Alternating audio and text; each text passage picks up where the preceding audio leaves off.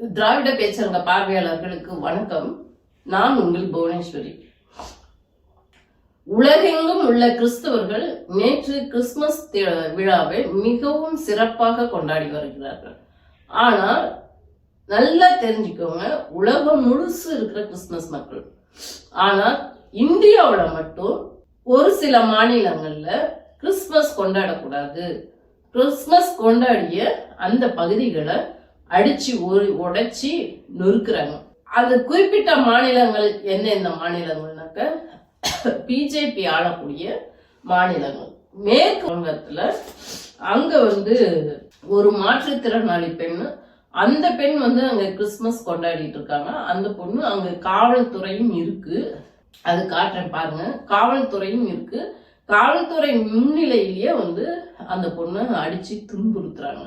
அதே போலத்தான் ஒரு சின்ன பையன் தெருவுல கடை போட்டு அந்த பையன் அந்த கிறிஸ்துமஸ் விழாவுக்கு உண்டான பொருட்களை விற்பனை பண்ணிட்டு அங்க ஒரு கும்பல் 2-3 பேர் சேர்ந்துக்கிட்டு இந்த மாதிரி இது இந்து ராஷ்டிரம், இங்க இந்துக்களுக்கு தான் முன்னுரிமை, நீ இந்த கிறிஸ்துமஸ் இதெல்லாம் விற்க கூடாது என்று சொல்லி அந்த பையன் கிட்ட மிரட்டுறாங்க.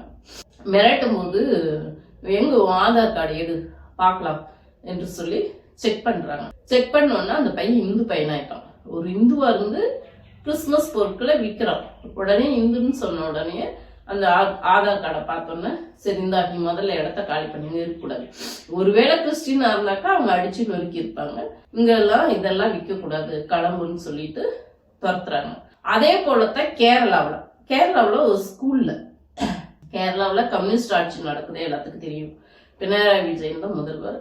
கம்யூனிஸ்ட் ஆட்சி நடத்துற இடத்துல இந்த பஜ்ரங் தள் அமைப்பினர் போயிட்டு அங்க ஸ்கூல் பிள்ளைங்களுக்கு மத்தியில அங்க கிறிஸ்துமஸ் கொண்டாடக்கூடாதுன்னு சொல்லிட்டு அங்க அடிச்சு நொறுக்குறாங்க. அதே போல ஒடிசாவில் அந்த ஸ்கூலுக்கு முன்னாடி அந்த டெக்கரேஷன் கிறிஸ்துமஸ் அலங்காரம்லாம் பண்ணி வச்சிட்டு இருக்காங்க. அங்க போய் ஒடிசா, அசாம் போன்ற மாநிலங்கள் எல்லா இடத்துலயுமே வன்முறைய இந்த பஜ்ரங் தள் அமைப்பினர் நிகழ்த்தி இருக்காங்க. கிறிஸ்துமஸ் கொண்டாடக்கூடாதுன்னு. ஏன் கிறிஸ்துமஸ் கொண்டாடக்கூடாது? அதுதான் நாம இங்க கேட்க வேண்டிய கேள்விகள். இப்படி இவ்வளவு பெரிய வன்முறைகள், இந்திய நாடு என்பது மதச்சார்பின்மை உள்ள ஒரு நாடு, செக்குலரிசம் இந்திய அரசியல் அமைப்பிலேயே இருக்கு. இதை பாதுகாக்க வேண்டிய ஒன்றிய பிரதமராக இருக்கக்கூடிய மோடி அவர்கள் இன்னும் இதுவரைக்கும் அது குறித்து ஒரு வார்த்தை கூட பேசல. ஒன்றிய பிரதமராக இருக்கிற மோடியும் ஒரு கண்டனம் தெரிவிக்கல, ஒரு ட்விட்டர் கூட போடல. குடியரசுத் தலைவர் முர்மு அவர்கள் யாருமே இது குறித்து கண்டனம் தெரிவிக்கல. ஏன், எதனால இந்த வன்முறை நிகழுது அப்படின்றதுதான் இப்ப நமக்கு கேள்வி. கிறிஸ்தவர்களே கொண்டாடக்கூடாதா, கிறிஸ்துமஸே கொண்டாடக்கூடாதா? முன்ன ஃபர்ஸ்ட்ல இஸ்லாமியர்களை தான் இந்த மாதிரி தாக்கிட்டு இருந்தாங்க, இப்ப கிறிஸ்தவர்களை தாக்குறாங்க. என்னதான் பிரச்சனை இவங்களுக்கு? எதுக்காக இந்த மாதிரி மாற்று மதத்தினரை தாக்குறாங்க என்று சொல்லி பார்த்தோம்னா, இயேசு என்பவர் பெத்லஹேம்ல பிறந்தார், அது எல்லாத்துக்குமே தெரியும். 2000 ஆண்டுகளுக்கு முன்னாடி பெத்லஹேம்ல பிறந்த ஒருவர் இன்னைக்கு 2000க்கு அப்புறம் பிறகும் உலகம் முழுசும் கொண்டாடுறாங்க. அப்படின்னா என்ன காரணம்? 36 ஆண்டுகள் மட்டுமே வாழ்ந்த இயேசுநாதர் 3 ஆண்டுகள் மட்டும்தான் மக்களுக்காக உழைச்சிருக்கிறாரு. அப்படி 3 ஆண்டுகள் மக்களுக்காக உழைச்சவர் எப்படி உலகம் முழுசும் அவரை கொண்டாடக்கூடிய தலைவராக உயர்ந்தார் என்று பார்த்தோம்னா, அந்த 3 வருஷத்துல அப்படி என்ன பண்ணியிருப்பாருன்னா, மக்களுக்காக உழைக்கும் போது அன்றைய அரசாங்கம் அவர் மீது அதை பிடிக்காம அவரை கொல்லணும்னு முயற்சி செய்து, அதனாலதான் அவர் சிலுவையில அரைஞ்சிட்டாரு. சிலுவையில அரைஞ்சி அவர் மீது ஒரு தலையில முள்கிரீடம்லாம் வைக்கிறாங்க. அப்படி முள்கிரீடம் வச்சு அவரை துன்புறுத்தி, கையில ஆணி அடிச்சு எல்லா துன்புறுத்தியும் கூட அவ்வளவு கொடுமைகள் அனுபவிச்சு அவர் என்ன சொல்லக்கூடிய வார்த்தைகள் என்னன்னாக்க, இவங்க எப்படி நடந்துக்கணும்னு தெரியாம நடந்துக்கிறாங்க, கடவுளே இவங்களை நீ தண்டிச்சிடாத, இந்த உலகம் அமைதியாக இருக்கணும், அன்பாக இருக்கணும், ஒற்றுமையாக இருக்கணும் என்று சொல்லி அந்த நேரத்திலையும் அவர் மக்களுக்கு சொல்லிக்கிறது என்னன்னாக்க, அன்பு, ஒற்றுமை, அமைதியாக இருக்கணும். 2வது தன்னை துன்புறுத்தினவங்க மேல யாரும் எந்த ஒரு தாக்குதலும், தன்னுடைய தொண்டர்களுக்கு சொல்லிக்கிறாரு, யாரும் எந்த ஒரு தாக்குதலும் நடத்தக்கூடாது, அவங்களுடைய மாண்பு மதிக்கப்பட வேண்டும் என்று தன்னுடைய தன்னை எதிரியே அடிச்சாலும் தன்னை எதிரி அடிச்சாலும் கூட அவங்க மீது பதிலுக்கு நம்ம வன்முறையை தாக்கக்கூடாது, அமைதியே வலியுறுத்தி அன்புதான் எல்லாத்துக்கும் அடிப்படை என்று சொல்லி பேசிய அந்த மக்கள் மத்தியில அந்த உணர்வை ஏற்படுத்தியிருக்காரு. அப்படியே ஒரு மனிதனுடைய பிறந்த நாள இன்னைக்கு உலகம் முழுசும் கொண்டாடுறாங்கனாக்க அவர் கூட 12 சீடர்கள் இருந்தாங்க. அதுல ஒருத்தர் மட்டும் அவருக்கு எதிரான நிலைப்பாடு எடுத்து அவர் வெளியேறிட்டார். ஆனா 11 சீடர்களும் இந்த இயேசுநாதர் அவருடைய இந்த போதனைகளை உலகம் எங்கும் பரப்புனாங்க. அப்படிதான் இன்னைக்கு இயேசுநாதருடைய பிறந்த நாள் உலகம் முழுவதும் கொண்டாடக்கூடிய ஒரு தலைவராக இயேசுநாதர் இருந்து வர்றாரு. இப்ப இந்த சங்கிகளுக்கு என்ன பிரச்சனைனாக்க இதே நிலைப்பாடுதான் இஸ்லாம் மதத்துக்கும். நபிகள் நாயகம் அவர் என்ன சொல்லியிருக்காரு, அன்பு, ஒற்றுமை, சகோதரத்துவம், இதுதான் இஸ்லாம் மதத்தோட கொள்கையாகவும் இருக்கு. மதச்சார்பின்மை சகோதரத்துவத்தை ஏற்றுக்காத இந்த மோடி அரசாங்கம், இந்த பஜ்ரங் தள் அமைப்புகள், இவங்களுடைய லட்சியம் என்னன்னாக்க நாங்க இந்து மத பாதுகாவலர்னு சொல்லிக்கிறேங்க. உண்மையான இந்துக்களை கடவுள் வழிபடக்கூடிய மக்கள் யாரும் இந்த விரோத செயல்கள்ல ஈடுபடுவதில்லை. இந்த இந்து தீவிரவாதிகள், இந்த பஜ்ரங் தள் அமைப்பு, இந்த மாதிரி ஏபிவிபி பல பிரிவுகள்ல இவங்க செயல்படுறாங்க. இவங்க தான் போய் அவங்களோட கொள்கை, இந்த தீவிரவாதிகளோட, இந்து தீவிரவாதிகளோட கொள்கை என்னன்னாக்க வேறுபடுத்தி பார்ப்பது, இந்து ராஷ்டிரம் அமைக்கணும், இதுதான் இவங்களோட கொள்கையாக இருக்குது. டெல்லியில சென்ற மாதம் ஒரு பெண் கவுன்சிலர் அங்க இருக்கிற ஒரு ஆப்பிரிக்காவை சார்ந்த பாதிரியார் கோச்சிங் கொடுக்கறாங்க, ஃபுட்பால் கோச்சிங் கொடுக்கறாங்க. அது பாருங்க, காட்டும் பாருங்க. क्यों नहीं सीखी हिंदी? अगर इसने 1 महीने में हिंदी नहीं सीखी, सफार छीन लो। हंसने की बात रही है, सीरियस बोल रही हूँ ये। बोला था नहीं, 8 महीने हो गए बताए हुए मुझे। अगर 1 महीने में हिंदी नहीं सीखी, यहाँ का मातृभाषा नहीं सीखी, यहाँ का पैसा खा रहे हो तो मुंह में भी हिंदी बोलना सीखो। मैंने 8 महीने पहले ही बोला था, नहीं हुआ ना। सब लोगों ने, सोसाइटी वालों ने रिक्वेस्ट करी कि हमारे बच्चों को सिखाता है, मैंने छोड़ दिया था। बता रही हूँ तुझे, 7 बजे पार्क बंद हो जाना चाहिए। कोई भी क्रिमिनल एक्टिविटी होगी तो तुम जिम्मेदार हो।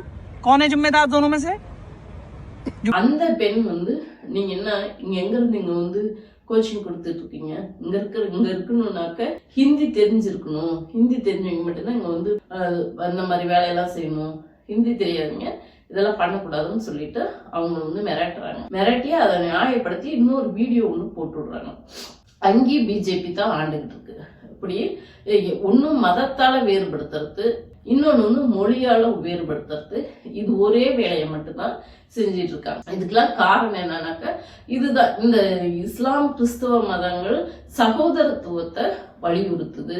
இந்த இந்து ராஷ்டிரம்ன்றவங்க அவங்க மதம் மட்டும்தான் இருக்கணும், வேற்றுமையா அந்த மதத்துக்குள்ளேயே வேற்றுமையை உருவாக்குது. சாதியின் அடிப்படையில நீ மேல நான் கீழே, நீ கோயிலுக்குள்ள வரலாம், நீ வரக்கூடாது, உன்னை பார்த்தா தீட்டு தொட்டா தீட்டு, பெண் என்றால் எப்படி இருக்கணும், நீ வீட்டை விட்டு வெளியே வரக்கூடாது, இந்த மாதிரி வேற்றுமையை கற்பிக்கிறது தான் இந்து மதத்தோட கோட்பாடாக இருக்கு. அப்படி வேற்றுமையை கற்பிக்கிறதுனால இந்த சகோதரத்துவத்தை உருவாக்கக்கூடிய இந்த மதங்களை வழிபடக்கூடியவங்களை இவங்களுக்கு பிரிக்கிறதுனால இவங்களை நீ இருந்தா இந்துவா இங்க இந்தியாவில் இரு, இல்லைன்னா பாகிஸ்தானுக்கு போ என்று பேசும் பல இந்த பஜ்ரங் தள் அமைப்பினரை நம்ம பார்த்திருக்கோம். பிஜேபியோட எம்பிக்கள்லாம் பேசுவதை நம்ம பார்த்திருக்கோம். அப்படி இருக்கிறவங்க இவங்களுக்குலாம் ஒரே வருத்தம். என்ன வருத்தம்னா, அசாம்ல போய் பண்ண முடியுது, கலவரத்தை உண்டு பண்ண முடியுது, மத்திய பிரதேசத்துல கலவரத்தை உண்டு பண்ணது, ஏன் இங்க இருக்க கேரளாவில கூட கலவரத்தை ஏற்படுத்த முடியுது, ஆனா தமிழ்நாட்டுல ஒண்ணும் பண்ண முடியலையே, என்ன காரணம் அப்படின்ட்டு இங்க இருக்கிற சங்கிகளுக்கெல்லாம் ஒரே வருத்தமா இருக்குது. அதுக்கு தான் காரணம் என்னன்னாக்க, எச் ராஜா சொன்னார் இல்லையா, ஸ்டாலின் இஸ் மோர் டேஞ்சரஸ் தென் கருணாநிதி. கலைஞர் அண்ணாவை விட மிகவும் ஆபத்தானவராக முத்துவேல் கருணாநிதி ஸ்டாலின் இருக்கிறார். அதனாலதான் தமிழ்நாட்டுல இங்க எதுவும் பண்ண முடியல. இங்க ஒருவேளை மத கலவரம் பண்ணலாம்னு நினைச்சாங்கன்னாக்க முட்டிக்கு முட்டி தட்டி விடுவாரு என்பதனாலதான் இங்க இருக்கிற சங்கிகளுக்கெல்லாம் ஒரே வருத்தமா இருக்கு. அதனாலதான் இதுவே அடிமை எடப்பாடி பழனிசாமி முதல்வராக இருந்தா எப்படி யாருக்கும் தெரியாம திருட்டுத்தனமாக டிஎன்பிசில வடநாட்டுக்காரங்களும் இங்க வந்து வேலைக்கு சேரலாம் என்று சொல்லி சட்ட திருத்தம் கொண்டுகிட்டு வந்தாங்களோ அந்த மாதிரி இங்கேயும் வந்துட்டு மத கலவரத்தை ஏற்படுத்தலாம். இப்ப கூட திருப்பரங்குன்ற விஷயத்துல எடப்பாடி பழனிசாமி தீபம் தானே ஏத்துறதுனால என்ன தப்பு என்று சொல்லி கேட்டால் தானே அவங்களுக்கு ஒரு அடிமை கிடைச்சிருச்சு. அதனால இங்க ஒரே தடையா இருக்கிறது யாருன்னாக்க முத்துவேல் கருணாநிதி ஸ்டாலின். அதனாலதான் நம்ம முதல்வர் சொல்றாரு, நீங்க வந்துட்டு அஸ்ஸாம்ல பண்ற மாதிரி, ஒடிசாவுல பண்ற மாதிரி, மத்திய பிரதேசல பண்ற மாதிரி இங்க தமிழ்நாட்டுல வந்து பண்ண முடியாது. ஏன்னா தமிழ்நாடு எப்பயுமே டெல்லிக்கு அவுட் ஆஃப் கண்ட்ரோல் தான். இங்க உங்க வேலையை வந்து காட்ட முடியாது, தமிழ்நாட்டு மக்கள் அதை ஏத்துக்க மாட்டாங்க என்று சொல்லி நம்ம முதல்வர் வந்து சொல்லிட்டு இருக்காரு. இதுல இந்த சங்கிகள்லாம் வந்து வலதுசாரி இயக்கம் என்று சொல்லிக்கிட்டு இந்த டிபேட்ல உட்காந்துக்கிட்டு இந்த சங்கிகளுக்கு பிஜேபிக்கு முட்டு கொடுத்துட்டு உட்காந்துட்டு இருக்கிற சங்கிங்க தான் வெக்கி தலை குனியணும். மானகிட்ட சங்கிங்க கொஞ்சம் கூட வெக்கமான சூடு சொரணை இல்லாம வந்து இந்த பிஜேபி கட்சிக்கு வந்து சொம்பு தூக்கிட்டு உட்காந்துட்டு இருக்காங்க. இன்னைக்கு வந்துட்டு இந்த சொம்பு தூக்குற வலதுசாரிகளும் சரி, இந்த அண்ணாமலை யோகிகார் மாதிரி வந்து பேட்டி கொடுக்குறோம். வன்முறையை ஒரு நாள் ஏத்துக்க முடியாதுன்னு சொல்லிட்டு இந்த ஆடு பேட்டி கொடுத்துட்டு இருக்கு. ஏத்துக்க முடியாதுன்னு சொல்றேங்க. எதுக்காக உங்க மாநிலங்கள்ல தானே இந்த வன்முறை நடந்துட்டு இருக்குது. அப்போ தொட்டிலேயே ஆட்டிவிட்டு நீ நல்ல மாதிரி வந்து பேட்டி கொடுத்துட்டு உட்காந்துருப்பியா? இத ஒரு நாளும் மக்கள் வந்து ஏத்துக்கவே மாட்டாங்க. தமிழ்நாட்டு மக்கள் ஏத்துக்க மாட்டாங்க. உங்க ஆட்டம்லாம் ஒடிசாவோட வச்சுக்கணும், மத்திய பிரதேசத்தோட வச்சுக்கணும். இது தமிழ்நாடு. உங்களை முட்டிக்கு முட்டி தட்டி உள்ள தள்ளிடும். இங்க உங்க ஆட்டம்லாம் வச்சுக்க கூடாது. இந்த எச் ராஜா போன்ற வன்முறையாளர்கள், மக்கள் விரோத சக்திகள், வலதுசாரிகள் என்று சொல்லிக்கிறதுக்கு மானகட்ட நாங்க இவங்கலாம் கிறிஸ்துமஸ் விழா கொண்டாடுற இடத்துல போய் அடிச்சு நொறுக்குறீங்கன்னா நீங்களா எப்படியாமட்ட கேடு கட்டவங்களா இருப்பீங்க. இத நினைச்சு உங்களுக்கு நீங்க வெக்கி தலை குனிய வேண்டாமா? இந்த நாடு அனைவருக்குமான நாடு. யாரு என்ன மதத்தை வேணாலும் வழிபடலாம், எந்த மொழி வேண்டுமானாலும் அவங்க விரும்பிய மொழியை பேசுறதுக்கு அவங்களுக்கு உரிமை இருக்கு. அப்படி இருக்கும்போது நாங்க வலதுசாரிகள் சிந்தனையாளர்கள் என்று சொல்லிக்கிட்டு இப்படி வந்துட்டு கிறிஸ்துமஸ் நான் போட்டு உடைக்கிறது, சர்ச் நான் போட்டு உடைக்கிறது, மசூதினா எரிக்கிறது, இதே வேலையா திருச்சிட்டு இருக்கிறீங்க. மத கலவரத்தை உண்டு பண்ணிட்டு அந்த மக்கள் எல்லாரும் பார்த்துட்டு தான் இருக்காங்க. நீங்க வந்துட்டு இஸ்லாமியர்களுக்கு அவங்களுக்கு கொஞ்சம் ஓட்டு வாங்கித்தான் இருக்கு, கிறிஸ்தவர்கள் அவங்களுக்கு கொஞ்சம் ஓட்டு வாங்கித்தான் இருக்குது, இந்துக்கள் அவங்களுக்கு பெரும்பான்மையாக இருக்கிறாங்க, அவங்க நம்மளுக்கு ஓட்டு போடுவாங்க என்று பகல் கனவு கண்டுகிட்டு இங்க வந்துட்டு உங்க அரசியல் விளையாட்டை பண்ணிட்டு இருந்தீங்கன்னா இது திராவிட மண், பெரியார் பக்குவப்படுத்தப்பட்ட மண். இது இங்க முத்துவேல் கருணாநிதி ஸ்டாலின் இருக்கிறாரு, உங்களை ஓட ஓட விரட்டுவாரு. இங்க உங்க வாழாட்ட முடியாது தமிழ்நாட்டுல. இந்த காணொலியை பார்த்துட்டு இருக்கிறீங்க. உங்களுடைய கருத்துக்களை என்னன்னு நம்மோடு பகிர்ந்துக்கணும். நன்றி, வணக்கம்.